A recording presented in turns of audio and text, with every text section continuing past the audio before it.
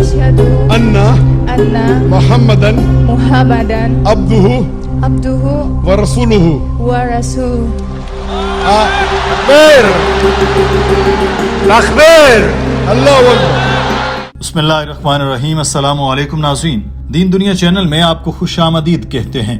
قرآن میں لکھا ہے کہ جیزس قیامت کی نشانی ہے. میری مانو یہی سیدھا رستہ ہے. میرا سوال ہے کہ قرآن میں یہ جو لکھا ہے کہ اہدنا الصراط المستقیم، اس کا مطلب کیا ہے؟ سیدھا راستہ کیا ہے؟ یہی چیز سورہ فاتحہ میں بھی لکھی گئی ہے. کیسے معلوم ہوگا کہ کون سا سیدھا راستہ ہے اور ہمیں کس راستے پر چلنا ہے؟ ناظرین، یہ سوال ایک انڈونیشین لڑکی نے ڈاکٹر ذاکر نائک سے کیا تھا. اس کا انگریزی میں ہاتھ بہت تنگ تھا. کافی دیر لگانے کے بعد اس نے سورہ زخرف کی آیت پڑھی اور پھر اس کا اپنے موبائل پر انگریزی ترجمہ دیکھا، مگر سوال کرنے میں اس کو بڑی دقت ہو رہی تھی. تو مترجم نے فٹافٹ اس کی مشکل دور کی اور اس کے سوال کو ڈاکٹر ذاکر نائک تک پہنچایا. اس سارے لیکچر سے متعلق آپ کو انگریزی سے ہندی اور اردو میں ترجمہ کر کے بتاتے ہیں. پہلے آپ اس لڑکی کا سوال سن لیجئے، پھر آپ کو ڈاکٹر ذاکر نائک کا جواب سناتے ہیں.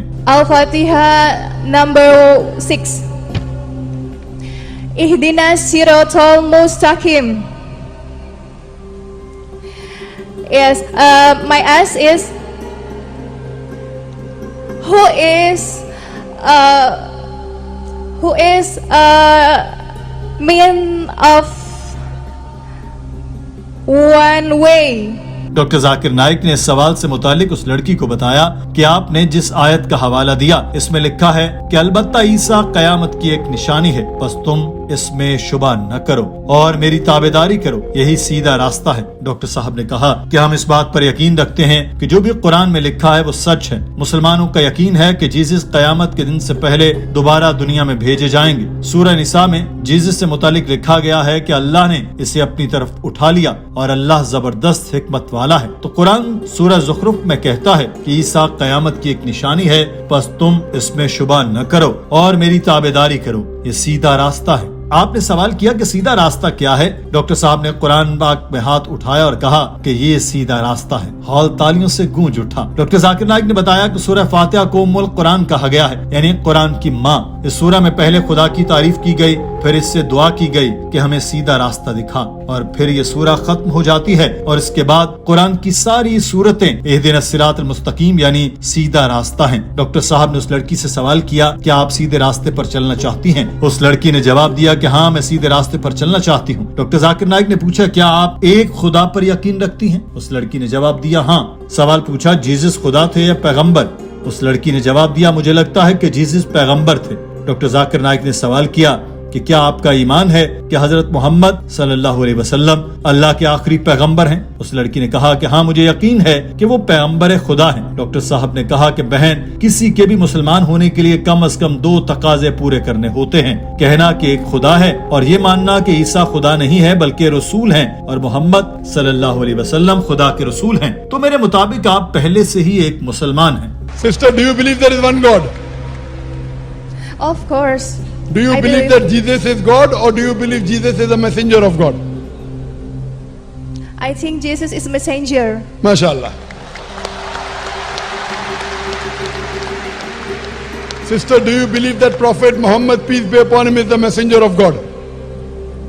Yes, I believe. Sister, the minimum two requirements for anyone to be a Muslim, to say that he has enrolled as a Muslim, is believe that there is one God, believe that Jesus is not God but messenger, and Prophet Muhammad is a messenger of God. So according to me, you are already a Muslim, sister.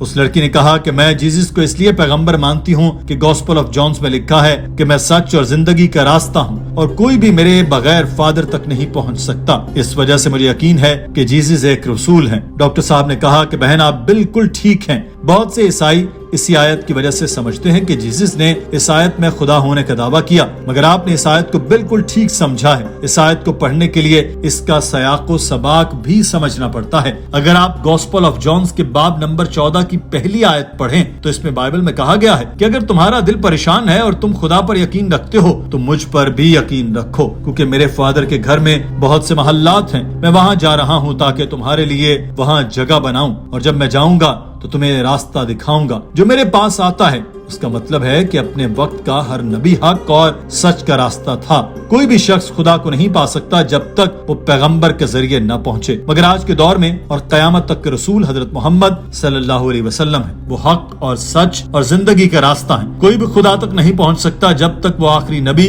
صلی اللہ علیہ وسلم پر ایمان نہ لے آئے. یہ Jesus نے خود کہا ہے کہ میرے پاس آپ سے اور بھی بہت کچھ کہنا ہے جتنا آپ اب برداشت کر سکتے ہیں، لیکن جب وہ روح حق آئے گا وہ آپ کو تمام سچائی میں رہنمائی کرے گا. وہ خود نہیں بولے گا، وہ صرف وہی بولے گا جو وہ سنے گا، اور وہ آپ کو بتائے گا جو ابھی باقی ہے. ڈاکٹر ذاکر نائک نے بتایا کہ یہاں حضرت عیسیٰ علیہ السلام آخری نبی حضرت محمد صلی اللہ علیہ وسلم ہی کی بات کر رہے ہیں. آپ کے خیالات بالکل درست ہیں اور آپ سیدھے راستے پر ہیں، کیونکہ آپ سچ پر یقین رکھتی ہیں کہ جیزس پیغمبر خدا تھے اور حضرت محمد صلی اللہ علیہ وسلم اللہ کے آخری رسول ہیں. تو میری بہن، آپ میرے نزدیک ایک مسلمان ہیں. کیا آپ یہ سب عربی میں کہنا چاہیں گی جو آپ کا یقین ہے؟ اس لڑکی نے کہا کہ ٹھیک ہے، میں عربی میں کلمہ پڑھنے کو تیار ہوں. میں یقین رکھتی ہوں کہ جیزس پیغمبر تھے. میں یقین رکھتی ہوں کہ حضرت محمد صلی اللہ علیہ وسلم اللہ کے آخری رسول ہیں، اور میں ایک ہی خدا پر یقین رکھتی ہوں. دوسرا خدا کوئی نہیں اور سچا خدا اللہ سبحانہ و تعالی ہی ہے. ڈاکٹر ذاکر نائک نے اس لڑکی سے پوچھا کہ کیا تمہیں کوئی اسلام قبول کرنے پر مجبور کر رہا ہے؟ کیا تمہیں کسی نے دھمکایا ہے کہ اسلام قبول کرو، یا تم پر کسی قسم کا دباؤ تو نہیں؟ اس لڑکی نے نہ میں جواب دیا، کیونکہ دنیا کے ہر ملک میں جبری مذہب تبدیل کرانا بہت بڑا جرم سمجھا جاتا ہے. تو ڈاکٹر صاحب کسی کو بھی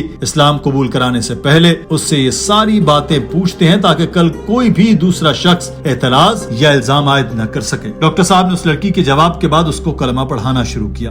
Asyhadu Allah Allah ilaha ilaha illallah illallah wa ashhadu wa asyhadu anna Muhammadan abduhu abduhu wa rasuluhu. wa rasuluhu. Takbir! Allahu Akbar! Doctor Zakir Naik نے اس لڑکی کو عربی کلمے کا انگریزی میں ترجمہ بھی پڑھایا تاکہ وہ لڑکی بھی اس کو صحیح سے سمجھ لے. کلمہ پڑھنے کے بعد ڈاکٹر ذاکر نائک نے نعرہ تکبیر بلند کیا اور ہال نے بھرپور آواز سے جواب دیا. ڈاکٹر صاحب نے اس لڑکی سے کہا کہ جس لمحے کوئی شخص اسلام قبول کر لیتا ہے اس کے پچھلے گناہ معاف ہو جاتے ہیں. میں اللہ سے دعا کرتا ہوں کہ وہ آپ کو جنت عطا فرمائے، اور میں اللہ سے دعا کرتا ہوں کہ آپ کی معرفت سے وہ دوسرے لوگوں کو سچائی کی طرف رہنمائی کرنے والا بنائے. Sister, the moment a person accepts Islam, all his previous sins are again. I pray to Allah subhanahu wa ta'ala that may He grant you Jannah, and I pray to Allah subhanahu wa ta'ala Amen. that through you may He guide the other people to the truth. میں Indonesia کے مسلمانوں سے درخواست کرتا ہوں جب بھی کوئی شخص اسلام قبول کرتا ہے تو آپ کو اس سے شفقت سے پیش آنا ہوگا. آپ کو اس کا خیال رکھنا ہوگا اور کوشش کرنی ہوگی کہ وہ راحت محسوس کریں. And I request the Muslims of Indonesia, whenever a person accepts Islam, you have to love him, you have to care for him or her, and try and see to it that they feel comfortable. ناظرین، آج کی video کے بارے میں آپ کی رائے کیا ہے؟ کمنٹ سیکشن میں ضرور آگاہ کیجیے. اپنا خیال رکھیے. اللہ حافظ.